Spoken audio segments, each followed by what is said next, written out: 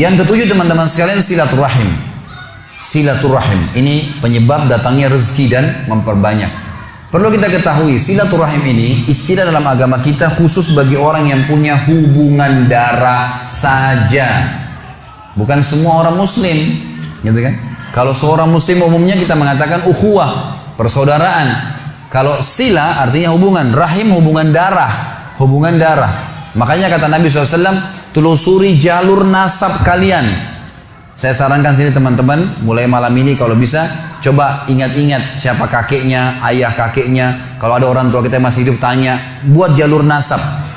Karena Nabi SAW mengatakan, telusuri jalur nasab kalian. Kakek kita siapa, ayahnya siapa, berapa bersaudara, nikah sama siapa, saudara-saudaranya, punya anak siapa. Jangan sampai kita ketemu sepupu kita di jalan, nggak tahu gitu.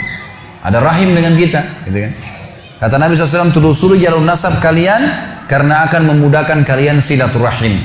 Silaturahim. Jadi ini harus yang punya hubungan kerabat ya, hubungan darah.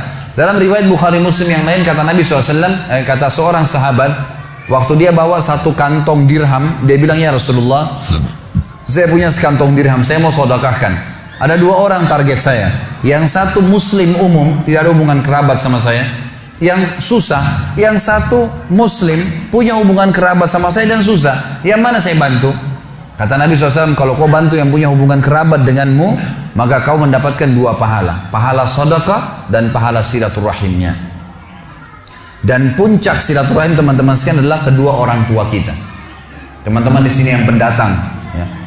Juga tentu yang mukim, yang orang yang memang asli di sini. Kalau orang tua Anda masih hidup, jangan sia-siakan. Kejar sedekah paling afdal ke mereka tuh.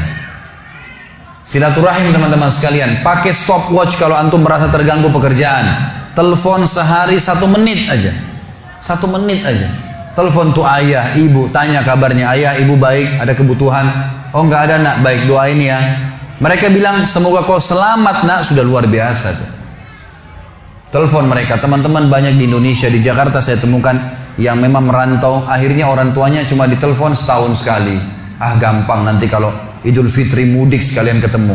Tapi kalau teman-temannya tiap hari telepon, kalau nggak telepon temannya dimarah-marahin, kenapa nggak telepon, tiap hari dicari. Ini gimana caranya? Padahal orang tua itu puncak silaturahim. Teman-teman coba renungin. Ada seorang syekh di Saudi, di Jeddah, dia lagi isi pengajian. Kemudian saking pentingnya dia tahu ya, ini orang tua bagaimana. Dia bilang, saya ditelepon oleh seorang laki-laki. Dia bilang, saya nggak kenal. Laki-laki ini bilang, syekh, tolong bantu saya nih, apa jalan keluarnya? Sejam lagi saya akan divonis oleh pengadilan, dipenjara 10 tahun karena saya difitnah. Difitnah, data-data palsu semua dikasih ke pengadilan dan saya difitnah. Apa saran Anda nih? Kira-kira apa yang saya harus lakukan nih supaya Allah bisa menyelamatkan saya? Kata syekhnya ini, saya dengar ceramahnya, dia bilang begini, menarik sekali kisahnya. Dia bilang, apa kau masih punya orang tua yang hidup? Kata orang itu, ayah saya sudah meninggal, ibu saya ada. Kata syekhnya, kau masih bisa keluar dari pengadilan? Dia bilang masih bisa. Baik, sekarang kamu keluar dari pengadilan, singgah di restoran terbaik yang kau temuin, kemudian temuin ibumu, ajak makan siang ibumu. Kata dia, syekh, sejam lagi saya divonis penjara 10 tahun.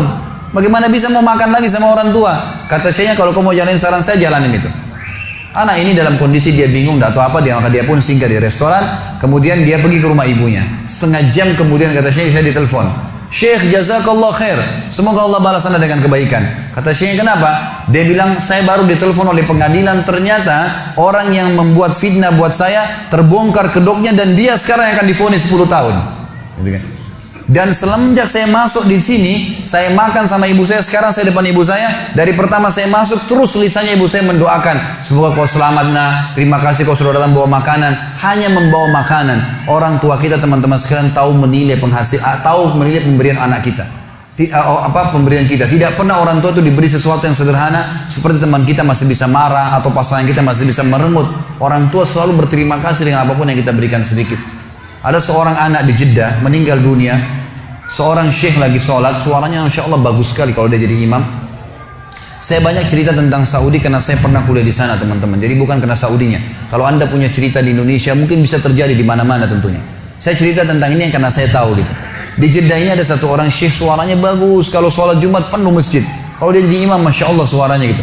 Dia juga kalau khutbah hampir semuanya orang nangis kalau bicara masalah akhirat, khusyuk, jadi dia ikhlas sekali gitu. Dia cerita dalam salah satu khutbahnya, saya dengarkan ceramahnya, dan ini tradisi saya suka dengar ceramah-ceramah, walaupun saya sudah sering isi ceramah, gitu kan. Kita tidak boleh batasi dengan ilmu, selalu kita merasa haus dengan ilmu itu. Maka saya dengar ceramah, dia mengatakan pada saat saya salah satu Jumat, saya lagi jadi imam, di rakaat kedua, pas sujud pertama ada suara gemuruh tengah-tengah masjid. Dia bilang, lalu saya salam, saya tanya, saya pakai mic, kenapa itu, ada apa? Dia bilang, Syekh, ada orang jatuh tadi waktu sholat sujud rakaat kedua, sujud pertama jatuh. Kata Syekhnya, berikan dia ruang biar dia bernafas dan tolong antar beberapa ikhwah, tolong antar ke rumah sakit terdekat. Waktu diantar, kata dokternya, orang ini sudah mati setengah jam yang lalu. Maksudnya pada saat dia lagi sujud di hari Jumat, gitu kan? Ini luar biasa. Kata Syekhnya, ini jelas-jelas husnul khatimah. Hadis Nabi SAW, siapa yang meninggal hari Jumat tidak akan kena fitnah kubur, dan juga dia mati dalam keadaan sholat, jelas dari ibadah, apalagi lagi sujud kepada Allah SWT. Lalu dia bilang, datang adiknya mengambil jenazah kakaknya. Lalu saya bilang, ini kakakmu datang jauh-jauh sholat di sini karena dia mau sholat dengan saya, dia mau dengar ceramah, dia mau dengar suara bacaan Al-Quran, maka saya minta tolong izinkan saya memandikan jenazahnya. Kata adiknya, baiklah, silakan. Datanglah Syekh ini ke rumahnya, dimandikan jenazahnya. Kemudian malam takziah pertama, dan disunnahkan 3 malam takziah. Malam takziah pertama, kata Syekhnya, setelah selesai jamu tamu-tamu semua, gitu kan, tamu datang mendoakan, mereka membawa makanan lalu mereka pulang. Lalu kata Syekhnya, saya tanya adiknya, kakakmu ini sebenarnya apa sih perbuatan amal dia yang paling menurut kamu Allah ridhahi sampai Allah tutup dengan husnul khatimah begini? Dia bilang, Syekh, kami punya orang tua, ayah kami sudah meninggal, ibu kami masih ada hidup, dan kami 6 orang bersaudara, semuanya bakti dengan ibu kami. Tapi kakak saya ini punya kelebihan plus. Setiap kami datang ke rumah ibu kami, pasti dia yang paling pertama ada. Sisirin rambutnya, aturin bajunya, laki-laki ngurus gitu. Orang tuanya, ibunya dirawat betul sama dia. Dia bilang sampai kalau sisirnya patah dia yang gantiin, sampo, sabun semua dia yang siapin, semuanya diperhatikan. Maka kata Syekhnya, pantas Allah tutup dengan husnul khatimah, pantas Allah tutup dengan itu. Dan teman-teman, apa yang melarang anda mengirimkan misalnya dari Bali di sini atau dari Denpasar ini, ada rezeki, kirimkan ke Jawa, keluarga kita tahu di sana ada sampo, tahu di sana ada sabun, tahu. Kenapa kalau kita paketin dari sini khusus buat mereka? Maka luar biasa, mungkin kita korbanin 500.000, 300.000, teman-teman sekalian, sudah cukup orang tua kita mendoakan kita seumur hidupnya. Bagaimana kalau setiap bulan kita rutinkan, gitu kan? Harusnya kita lakukan seperti itu. Ini puncak silaturahim. Setelah itu datang kerabat-kerabat yang lainnya. Kata Nabi SAW, siapa yang ingin diberkahi umurnya, di sini sering diterjemahkan dalam buku Indonesia, siapa yang ingin dipanjangkan umurnya, gitu kan? Sebenarnya tidak ada kata-kata panjang umur ya, karena umur sudah ditentukan, 60 ya 60. Tapi di sini maksudnya diberkahi. Jadi kalau dia punya 60 tahun, dia sering silaturahim, dengan ada orang lain punya umur 60 tahun tidak silaturahim, kita temukan yang sering silaturahim ini akan berkah hidupnya. Sudah banyak bangun masjid, sudah banyak kegiatan-kegiatan sosial, Allah berkahi umurnya. Siapa yang ingin diberkahi umurnya dan diluaskan rezekinya, maka dia sebaiknya melanjutkan silaturahim.